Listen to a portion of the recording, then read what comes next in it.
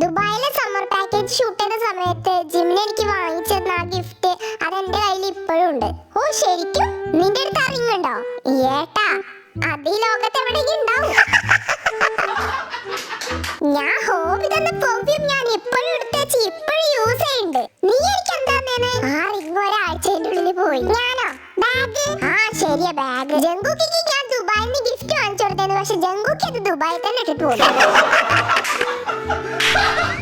ഏട്ടാ ഞാൻ അവനേക്കാൾ മെച്ചാറിങ് യൂസ് ചെയ്തിരുന്നു. ഏട്ടാ അതെന്റെ മനസ്സിന്റെ ഉള്ളിൽ ഇപ്പോഴും ഉണ്ട്. യാ ദുബായിലിട്ട് പോകുന്ന ഭയങ്കര മോശമായി.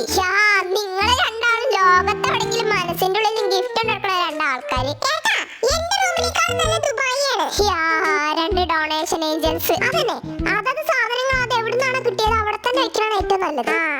അവനൊക്കെ പറഞ്ഞത് വരെ എനിക്ക് നല്ല ഓർമ്മയുണ്ട്. ആ ഏട്ടാ ഇത് കാണാൻ നല്ല ഭംഗിയുണ്ട്. നാളെ എന്റെ ഡെസ്കിൽ ഞാൻ ഇത് വെക്കും. ഞാൻ പിറ്റേ ദിവസം ലൈറ്റ് എവിടെ അവനോട് ചോദിച്ചു പറഞ്ഞു. ഏട്ടാ ഞാനത് ഡെസ്കിൽ വെച്ചിട്ട് പോകുന്നു. ദുബായിൽ നിന്ന് എനിക്ക് വർക്കിംഗ് ഡെസ്ക് ഉണ്ടാക്കിയാ നീ. അടിപൊളിയായിട്ടാ നിങ്ങള്.